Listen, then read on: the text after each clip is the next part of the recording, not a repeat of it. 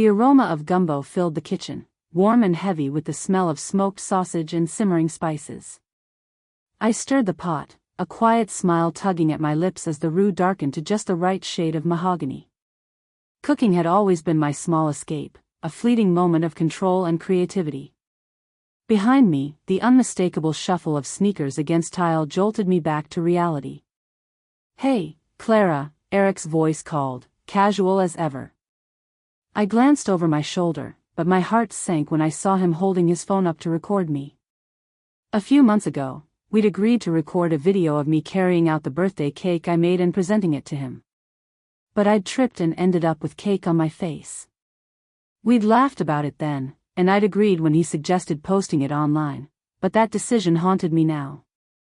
Eric was still my loving husband offline, but the moment that camera came out, he transformed into a caricature of himself designed to get laughs at my expense. He was never cruel, but I hated how he relished catching my missteps on camera. Once I stumbled over the laundry basket, sending a cascade of clothes tumbling. His laughter punctuated the moment as he captured it on camera and shared it. The image of me, drenched in coffee, a sticky mess rushing out the door, now lives forever in digital space. "Harmless," he'd say when I confronted him. But it never felt harmless to me. It felt like I was under a microscope, with the worst parts of me magnified, for an audience I didn't even know. My chest tightened as he approached with his phone. "What are you doing?" "Just capturing the domestic goddess at work," he said, that stupid grin spreading across his face. He leaned against the counter, pointing the phone at my face. "What's for dinner?" "Gumbo?" I swallowed hard, forcing my voice to stay calm. "Yes. It'll be ready in a few minutes." Eric's smile widened, but it didn't reach his eyes. "Perfect. I need the pot for a second."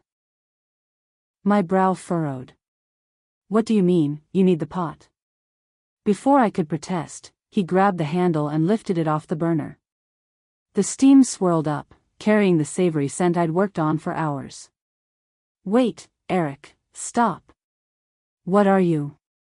He tilted the pot over the trash can, dumping everything. The gumbo hit the bin with a wet, mocking splatter. "Eric." My voice cracked, but he didn't even flinch.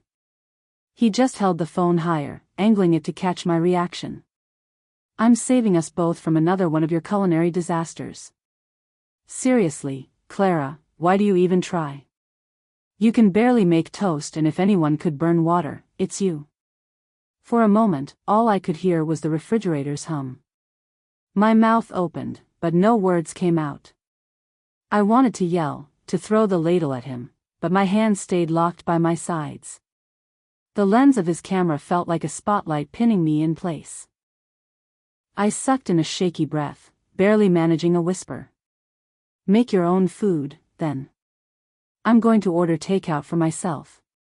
I turned to leave, but Eric nimbly stepped aside and blocked me. "No, Clara. You're going to make me a proper dinner now." "There's no way." I snapped. "I spent ages working on the meal you just threw in the trash. Eat that if you're hungry." "Don't be so dramatic," Eric said, clicking his phone off. "You know I was just pranking you, don't you? Don't take it so personally, honey." "How can I not take it personally when you speak to me that way?" I struggled to hold back my tears. "When you throw my food away. Because it's all just for show, Clara. These videos of people pranking each other are popular and bring in extra cash. You should be thanking me. Just make something else for dinner quickly so I can record the second part of the video." "Make something else quickly, you can't be serious." "Clara, come on," he said, rolling his eyes. "Don't be like that. You're overreacting. I'll buy you something nice when I get my next payment. How about that?" The heat in my chest turned molten. "You want a fresh meal? Fine. I'll make it." He blinked, thrown off by my tone, but he shrugged and left the room. The door swung shut behind him with a click, and I stood there, staring at the trash can. I knew exactly what to do about his dinner. I grabbed a second pot from the cupboard and pulled the trash can closer. The gumbo was still steaming, barely touched by its humiliating landing. I scooped it back out, feeling a strange kind of satisfaction at the absurdity of it all. "That's what you want, Eric," I muttered under my breath. "You'll get exactly what you deserve." I added more seasoning and a touch of cayenne to mask any odd flavors. Then, I set to work scooping out some ingredients and adding others.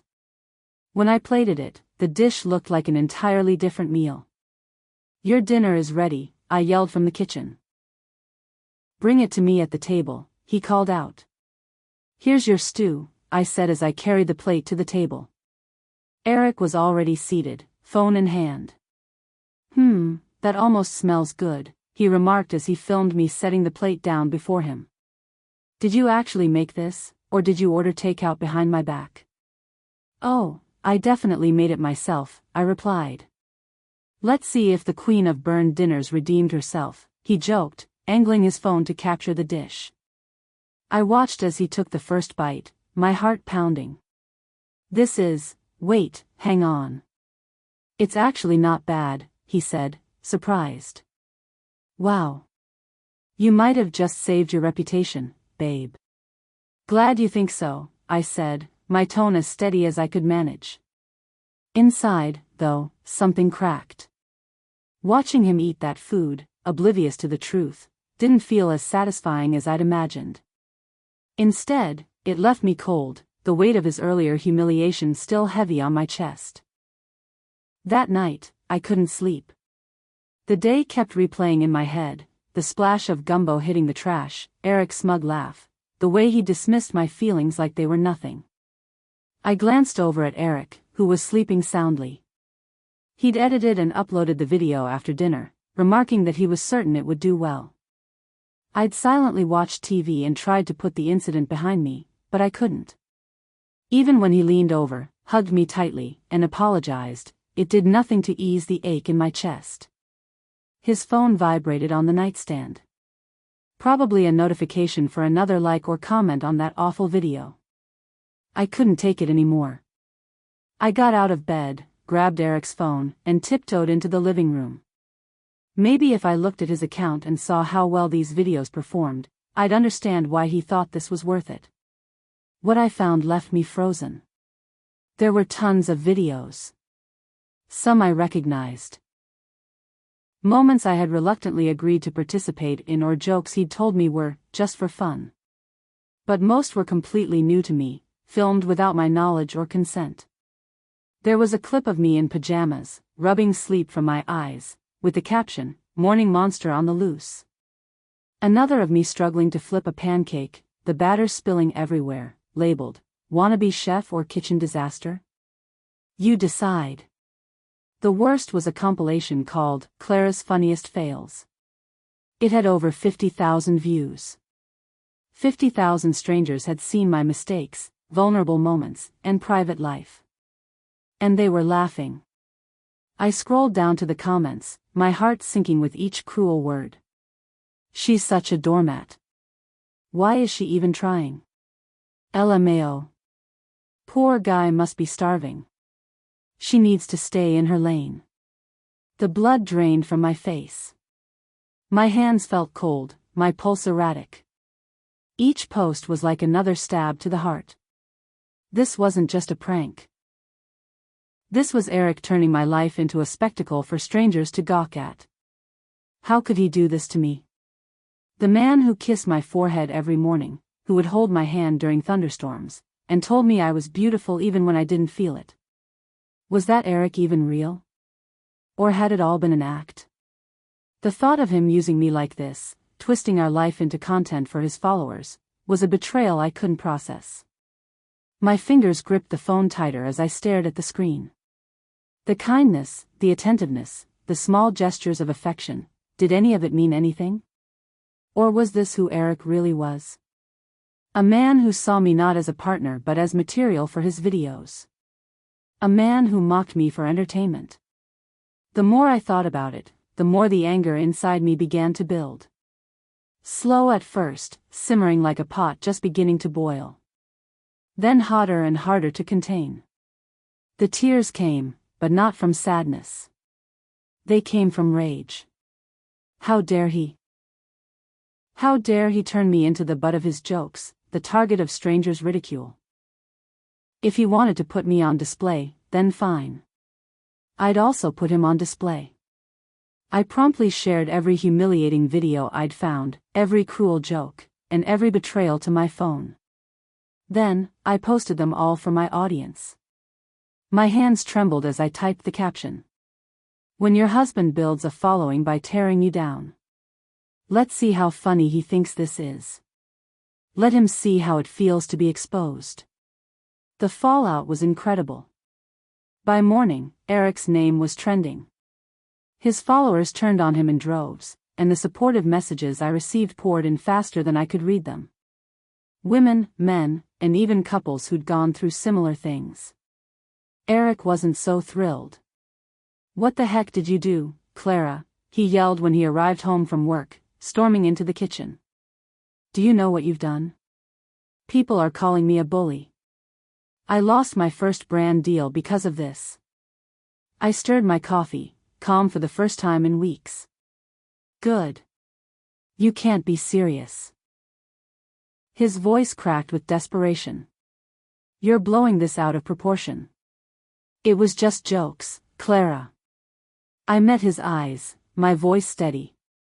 "I filed for divorce this morning." The color drained from his face. "What?" "My lawyer says I have a strong case." "Your videos are proof of emotional abuse, Eric. So congratulations, you've documented everything." "Clara, wait." He grabbed my arm as I stood, but I pulled away. "You can't just leave. This is our life. Don't throw it away over a few jokes." I picked up my bag, slinging it over my shoulder. "I'm not throwing anything away. I'm saving myself." As I reached the door, I glanced back, smiling sweetly. "Oh, and I hope you enjoyed the dinner I served you yesterday. Maybe I should have recorded a video when I scooped it out of the trash for you. That would have been a great prank, wouldn't it?" Eric paled. "You didn't, you said it was stew." "Gumbo is a type of stew." I shut the door in his face. 2 weeks later, I sat in my new apartment, the quiet almost surreal. My first video tutorial had just finished uploading, a simple recipe for homemade bread. Comments were already trickling in, warm and encouraging. For the first time in years, I felt free. Write in the comments what would you have done and subscribe to our channel D-Damn Mix.